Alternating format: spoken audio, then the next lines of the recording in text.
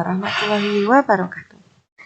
Anak-anak, hari ini kita akan belajar tentang perkembangbiakan makhluk hidup. Anak-anak, berkembang biak adalah salah satu ciri-ciri makhluk hidup. Mengapa ya makhluk hidup itu harus berkembang biak? Berkembang biak dilakukan makhluk hidup untuk memastikan bahwa mereka memiliki keturunan untuk melestarikan jenisnya supaya tidak punah. Perkembangbiakan makhluk hidup itu ada dua cara. Ada generatif secara kawin dan vegetatif secara tak kawin. Pertama kita akan belajar perkembangbiakan pada tumbuhan. Perkembangbiakan tumbuhan secara kawin itu melalui penyerbukan. Apa itu penyerbukan? Penyerbukan adalah jatuhnya serbuk sari ke kepala putik. Jadi dari serbuk sari jatuh ke kepala putik.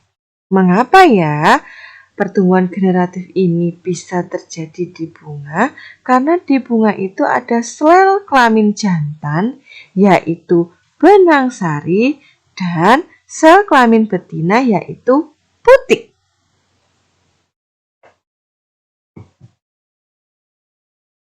Nah, penyerbukan sendiri itu dapat dilakukan dengan berbagai cara. Selain tanpa perantara atau yang sering kita sebut kleistogami, ada juga dengan penyerbukan melalui angin atau anemogami, penyerbukan oleh hewan atau zoidiogami, penyerbukan oleh air atau disebut hidrogami, dan penyerbukan oleh manusia atau antropogami.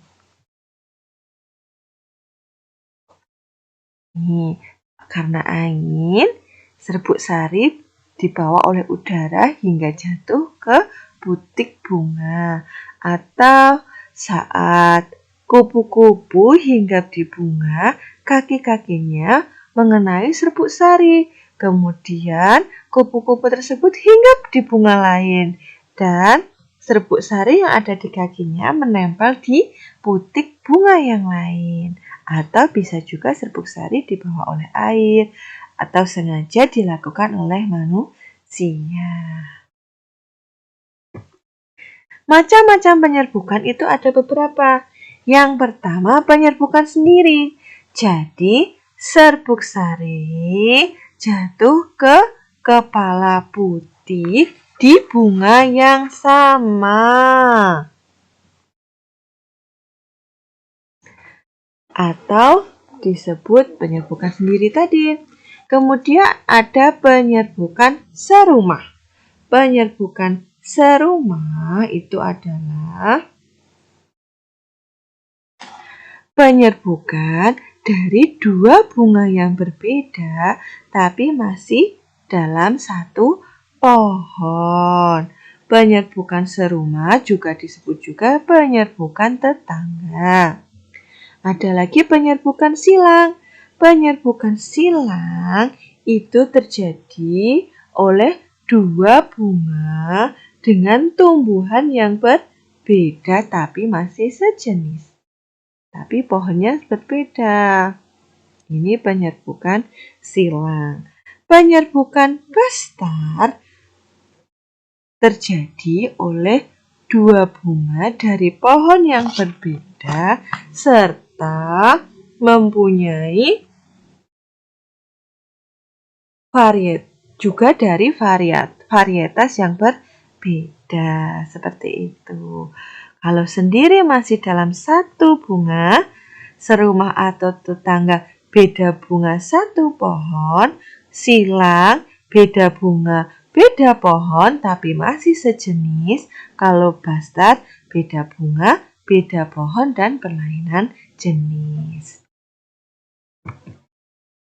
Nah, sekarang kita akan belajar perkembangbiakan tumbuhan secara vegetatif. Perkembangbiakan tumbuhan secara vegetatif itu adalah tanpa melalui proses perkawinan. Jadi tanpa ada sel jantan dan sel betina. Perkembangbiakan vegetatif dapat berlangsung secara alami ataupun buatan. Yang pertama, secara alami, ada yang namanya umbi. Ada macam-macam umbi. Yang pertama, umbi lapis, seperti pada bawang merah. Saat kalian mengupas bawang merah itu berlapis-lapis kan? Nah, bawang merah berkembang biak dengan cara umbi lapis. Selain bawang merah ada apa lagi? Ada bawang putih, ada bawang bombay, itu umbi lapis. Kemudian ada umbi batang. Jadi terdapat pada batangnya. Pohon apa saja atau tumbuhan apa saja yang berkembang biak dengan umbi batang? Ada kentang, ada juga gembili. Selanjutnya ada umbi akar. Berarti ini ada di bagian akar. Bentuk yang membesar yang bagian akar. Contohnya pada apa saja? Pada wortel, pada singkong, pada lobak. Selanjutnya ada dengan geraki. Geraki itu merambat di bawah tanah. Selain ada stroberi, ada apa lagi? Ada pegagan, ada arbai, itu berkembang biak dengan geraki. Akar tinggal atau rizoma? Nah, akar tinggal atau rizoma itu ini ada di dalam tanah. Ada jahe, kunyit, lengkuas, laos seperti ini, dan juga temulawak. Kemudian ada tunas. Ada 2 tunas. Ada tunas yang tumbuh di samping induknya seperti pohon pisang seperti ini. Atau tunasnya itu tidak di samping pohon tapi di daerah pinggir-pinggir daun seperti ini. Ini namanya, kalau cocor bebek ini namanya tunas adventif. Kemudian ada dengan spora, yaitu contohnya adalah tumbuhan paku, lumut ya. Ini di belakang daunnya ada titik-titik hitam. Nah, itulah spora. Ini vegetatif juga bisa dilakukan dengan cara buatan. Vegetatif buatan ada berbagai macam. Yang pertama ada cangkok. Nah, cara mencangkok itu kita menguliti pohon, tapi jangan sampai kulit arinya itu terkelupas. Setelah itu kita tempel dengan tanah dan kita tutup dengan boleh plastik atau sabut kelapa. Tapi kalau plastik nanti dibolong-bolong agar akarnya bisa keluar. Nanti lama-lama di sini nanti akan muncul akar-akar. Kalau sudah muncul akar, batang yang dicangkok ini bisa dipotong, kemudian ditanam. Yang kedua ada cara stek. Stek itu dari pohonnya dipotong-potong, kemudian ditancapkan. Contohnya seperti di singkong. Kalau mau menanam singkong itu cukup pohon batangnya itu dipatahkan atau dipotong-potong, kemudian ditancap-tancapkan, maka akan tumbuh tumbuhan baru.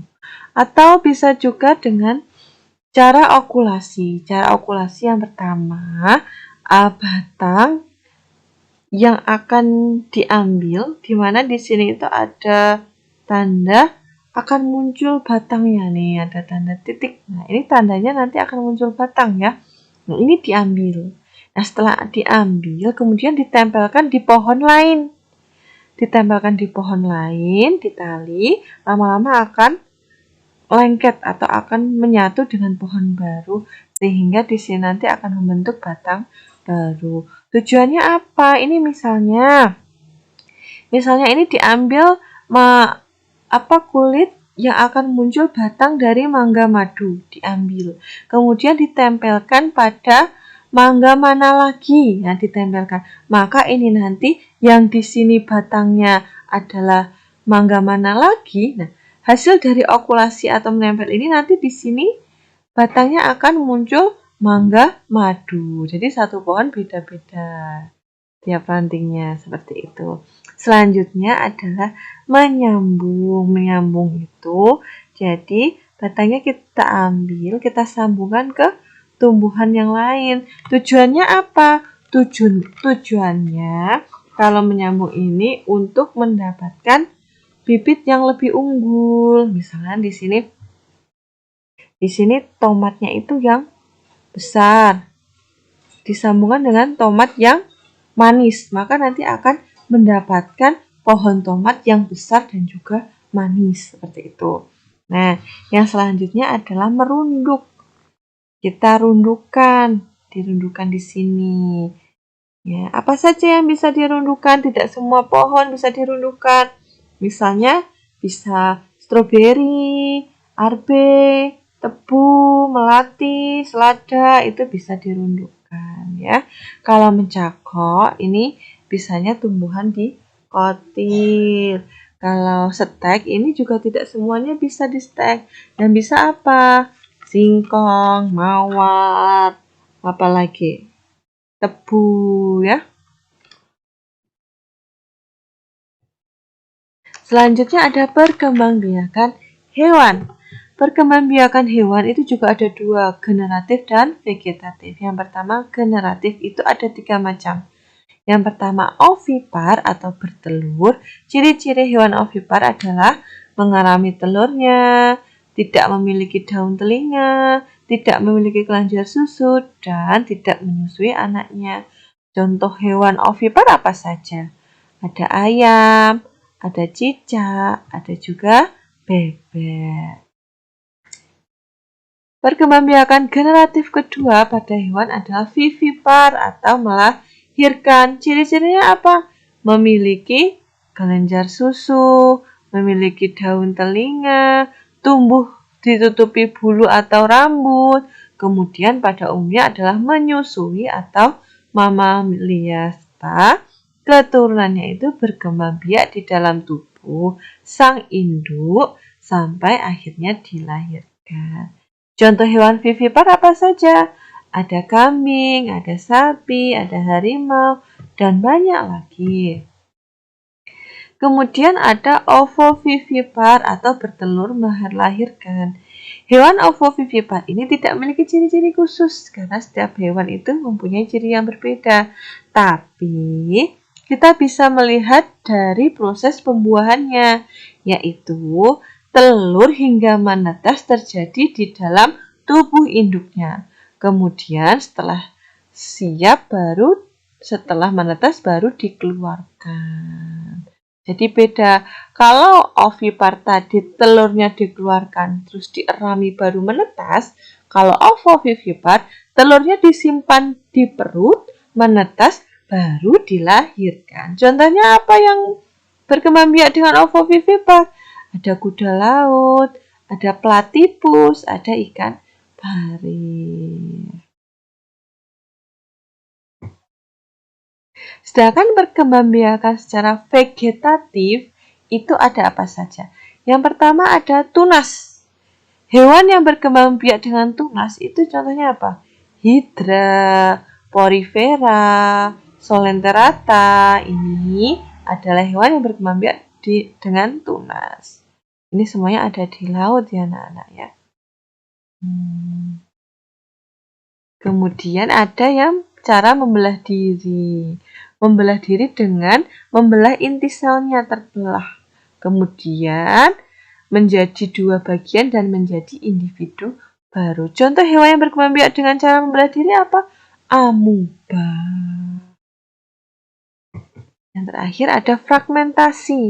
Fragmentasi itu juga membelah diri. Tapi kalau tadi yang membelah diri adalah membelah sel intinya, kalau fragmentasi itu adalah bagian-bagian tubuhnya. Jadi seperti terputus. Nanti setiap putusannya itu akan muncul makhluk hidup baru. Seperti itu. Jadi ini nanti kalau misalnya ini terpotong, maka yang satu ekor nanti akan tumbuh kepala lagi. Ini dipotong lagi, yang sini kepala nanti akan tumbuh ekor lagi. Itu fragmentasi. Terjadi pada siapa? Terjadi cacing pita dan juga terjadi pada cacing pipih.